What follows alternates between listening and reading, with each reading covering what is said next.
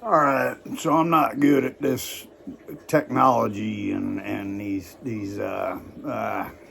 this camera and shit like that. Let's address some situations, okay? For one, I got one situation where the fellow was telling me my flag was upside down. I also had the American flag upside down. So let's address your comment right there. Okay, when Biden took office, both my flags went upside down because the country was in chaos. So that's number one. Okay, now I got them both turned up right. Thank you for reminding me because I did forget about it. Honestly, all of them. So I went out there. I changed the American flag back upright, and I changed my Confederate flag upright. I mean, that's a given. Another thing is another person commented about I forgot Convoy and the Rubber Duck.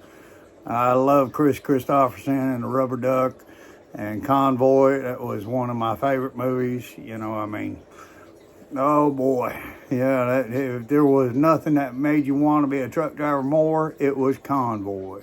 So, that's awesome.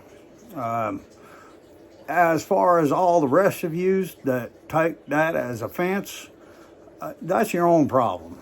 I'm tired of hearing about how that side lost and everything else like that. Look, I'm giving out truck information. It ain't got nothing to do with that. So if you're, seeing that instead of the information that I'm giving, that's your own fault. That means you're blind. You just don't, you can't catch on. So you're a lost cause anyway. So I'm not going to get into that. I could have rainbows up there. Would somebody give me a problem if I had a rainbow flag in the back? I mean, come on. Let's get real. This is about truck driving. It ain't about all that. So, with that said, we got Convoy. I think I got Convoy, Rubber Duck, and I got the flag turned upside down, covered. Right? There you go. I also have the alcohol from the last video. Yes, because we don't have, got a drinking problem. Yeah, you don't see that on the bottom of Budweiser commercials, do you? But you do see them on the bottom of Fandango and stuff like that. Gambling problem? Oh, God, call this number. Anyway, let's get out to, let's see, what can we do today? What do y'all want to know about truck driving? Here's one thing that I'm going to tell you, okay? A long time ago, we used to use telephones. We used to have telephones at the restaurant and everything else like that. And we would call dispatchers. We would call, not dispatchers, we would call shippers. We would call receivers. We would get directions. This was before GPS and everything like that. Well, those things don't happen anymore. You guys, y'all got macros and stuff like that. Okay, I don't know anything about all that shit, so I'm just gonna go off a whim here. I'm just giving you some information. Look, macros might be okay, and your little what is that computer that you got? I got a telephone call. Anyway, you get shit. What is that damn? It's the most famous. Maybe somebody can put it down in the comments. But most famous part of all that telecommunications. But anyway, here's what you do. Okay, I'll give you a word of advice. First off, if you get a load from your dispatcher, call, call, call, call, call, call. Okay, especially with this bad weather. You want to call your shipper, make sure that they're going to be there. You want to call your receiver, make sure that they're going to be there. You want to call your dispatcher every time something goes wrong, or now this is for over-the-road drivers. This isn't for, let's not go on company drivers and everything else like that. I'll get into that later because there's a whole nother section that I got planned for local and how this industry is regulated. But for now, we're just going over the road. So over the road, yes, you want to, the first thing you do is when you get your little message on your computer is call your receiver and make sure that they're going to be open, what time they're open, make sure that your appointment is good. And then when you get there and you do everything, well, you also want to call your receiver and make sure that, you know, when you get there, that they're receiving at those times, because dispatchers are stupid, okay? They're the dumbest motherfuckers on earth. They hire people that have no experience, never been in a truck, never seen the inside of a truck. They don't know anything. They really, I mean, literally, they have no idea what the fuck they're doing. Some of them do. Let's not throw all of them under the bus. Some of them do have experience. But the majority of them, especially for these mega carriers, they have no idea what the hell is going on out here. They can look at a piece of paper, they can look at a computer and say, okay, it's going to take you 12 hours to get there, you know, and schedule it just that way. So they schedule it that way, and then you're like, well, no, I'm stuck in Houston traffic, because I ain't going to make it on time. Well, that's where experience comes in. That's where you want them experienced dispatchers that know exactly what you're running into. Okay, so that's one way things go. Another thing is always call. Anything goes wrong, call. Use that telephone. Call. I know it sounds repetitive, but it's a fact, and it makes things so much better. Another thing that I got a problem with is, yes, you go out there and yeah, you got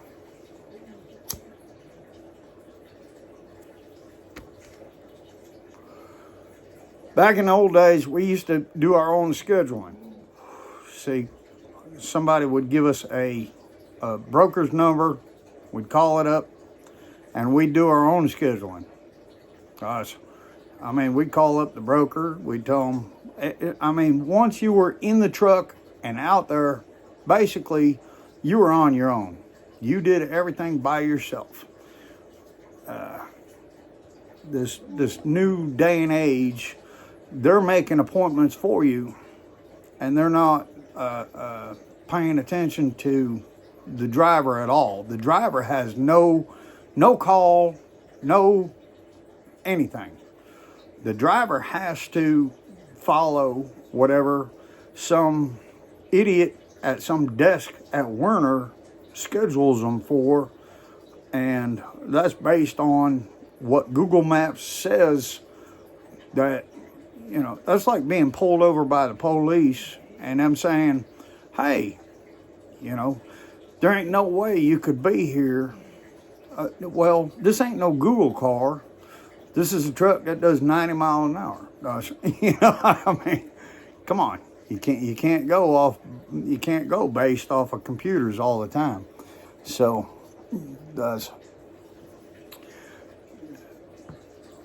basically,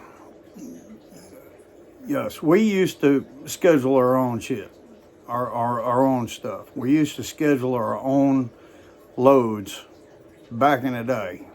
And if you said you'd be there on Thursday, you'd be there on Thursday. That's fine. I mean, could you be there on Wednesday? Probably.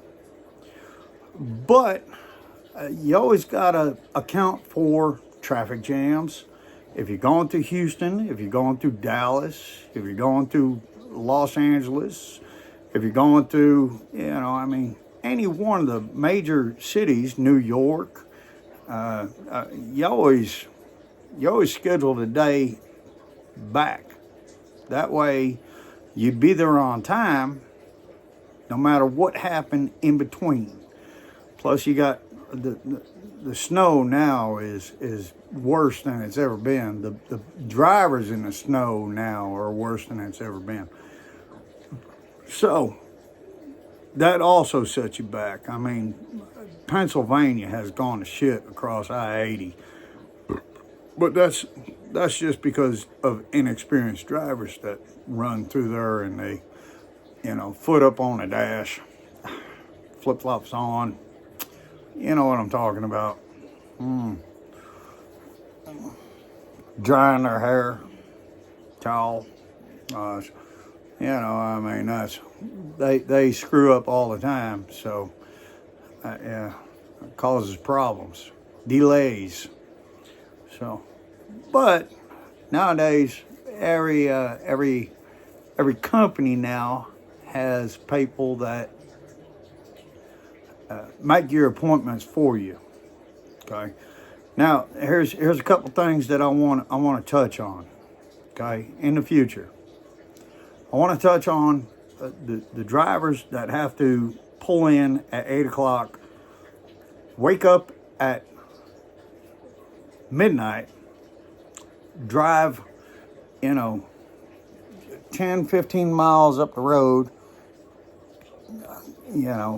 and break their sleep and go in there and then wait for 2 hours to get unloaded and then pull out the truck, the receiver, and then have to find a parking spot in a truck stop that's close by. That's one thing I want to touch on. So y'all remind me about that, because that's bullshit. Okay. Back in the day, it was pretty much 6 to 5. That was about all we did, was 6 to 5. We didn't do none of this 2 o'clock in the morning bullshit. We'll touch on that. And truck payments, lease purchase. Yeah, don't ever be suckered into that shit. Y'all remind me about lease purchase, because I'll explain to you the lease purchase bullshit. A couple other things. Anything y'all want to know, I've pretty much done it all. And between being local and over the road, that's another thing. Because a lot of guys want to go into truck driving being local. And I'll tell you what used to kill me being local is that a company will drive you to run, 14 hours a day, because that's the legal limit. Straight pay. They don't pay overtime because they're not required to, which is something that I've been on the internet about, and I've been complaining to the government officials, because that's got to come to an end. Okay, you can't have straight pay. That's bullshit. If we're on the clock, if we're driving, we should get overtime after 40 hours, which is time and a half. But truck driving is about the only industry that you don't get time and a half. You get straight pay. So if you get $20 an hour, that's straight across the board. You work 70 hours, that's 20 hours, $20 an hour. all the way through. You don't get, you know, $35 an hour or $30 an hour after 40 hours. That's something that's got to change. Deregulation sucked, but I mean, so these are things that got to be addressed, and I'm willing to hear everybody's input on this, and I will try to explain to you everything that has happened to me over the years and how I can make everything better for you or give you a better understanding. I'm not going to do any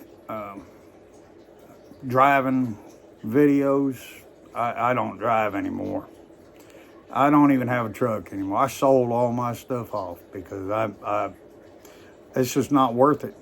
Because at $2 a mile, it's just not worth it. So we'll see how everything goes. Y'all let me know what you want to hear and what kind of information you want to know, and I'll give it to you.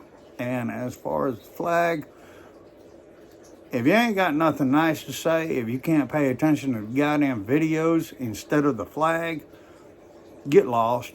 Go over to some rainbow flag shit.